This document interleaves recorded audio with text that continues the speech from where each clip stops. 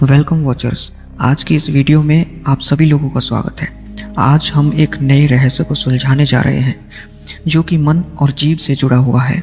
अगर आप हमारे चैनल में नए हैं तो हमारे चैनल को ज़रूर से ज़रूर सब्सक्राइब करें और वीडियोस को शेयर ज़रूर करें ताकि हर एक व्यक्ति जो इन वीडियोस को देखे वह आशीष पा सके। तो आइए इस वीडियो को शुरू करते हैं। बाइबल आपके बोलने के बारे में या फिर आपके बात करने के बारे में, जीभ के बारे में, मन के बारे में बहुत बात करती है कि आखिर हमें अपनी जीभ का इस्तेमाल किस तरह करना चाहिए, क्योंकि इसी में जीवन और मौत की सामर्थ्य है। इसके लिए हम याकूब की पत्री 3 अध्याय पढ़ते हैं, परंतु 3 अध्याय से मैं दूसरी आयत को पढ़ूंगा। यहाँ पर लिखा है, इसलिए कि हम बहुत बार चूक जाते हैं। अब इसका क्या मतलब है कि हम बहुत बार चूक जाते हैं? किस चीज़ में हम चूक जाते हैं? इसका मतलब है बोलने में हम चूक जाते हैं। आगे लिखा है, जो कोई वचन में नहीं चूकता वही तो सिद्ध मनुष्य है।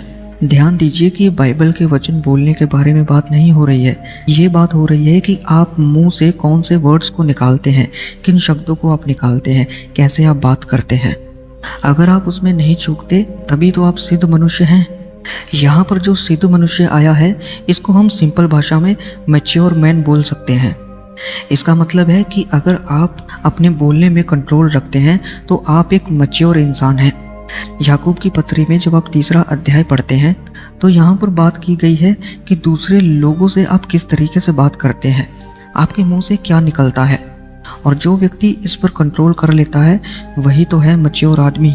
अब सोचने वाली बात यह है कि हम मुंह से पाप करते ही क्यों हैं, हम बुरा बोलते ही क्यों हैं, या ऐसी बातें हमारे मुंह से क्यों निकलती हैं जो दूसरों को हर्ट करती हैं। इसके बारे में प्रभु यीशु मसीह ने कुछ कहा था। आइए देखते हैं फरीसियों से बात करते वक्त प्रभु यीशु मसीह क्या बोले थे, जो कि हम मत्ती 12 अध्याय 34 वचन में देखते हैं। यहाँ पर लिखा है, हे सांप के बच्चों, तुम बुरे होकर कैसे अच्छी बातें कह सकते हो, क्योंकि जो मन में भरा है वही तो मुंह पर आता है।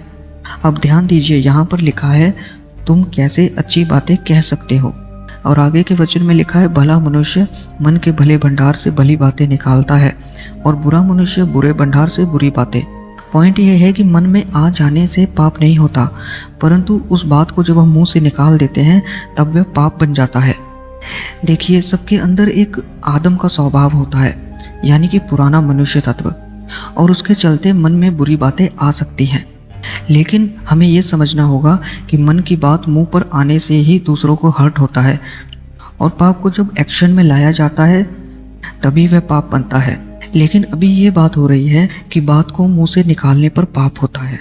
प्रभु यीशु मसीह ने कहा कि जो हम खाते हैं वो हमारे पेट में चला जाता है और संडास में निकल जाता है, पर आगे उन्होंने कहा जो कुछ मुंह से निकलता है, यानी कि बातें, और ये बातें जो हमारे मुंह से निकलती हैं ये मन से बाहर आती हैं। और प्रभु यीशु मसीह ने इन वचनों में कहा कि ये चीज़ें जो मन से आती हैं, वो जो मुंह से निकलती हैं, वही एक इंसान को अशुद्ध करती हैं। उदाहरण के तौर पर एक इंसान है जिसकी हरकतें आपको बिल्कुल पसंद नहीं आई, या उस इंसान को आप बिल्कुल भी पसंद नहीं करते। अब आपके मन में उस व्यक्ति के लिए कुछ आ गया, वहाँ तक तो आपने पाप नहीं किया क्योंकि वह सब बातें आपके मन में हैं। लेकिन जब आप उन बातों को अपने मुंह में लेकर के आते हो, यानी कि जब आप बातें करते हो या आप बोलते हो या आप निकालना शुरू करते हो, तो वह बातें पाप बन जाती हैं। और इसी से पता चलता है कि आप एक मैच्योर इंसान हैं या नहीं।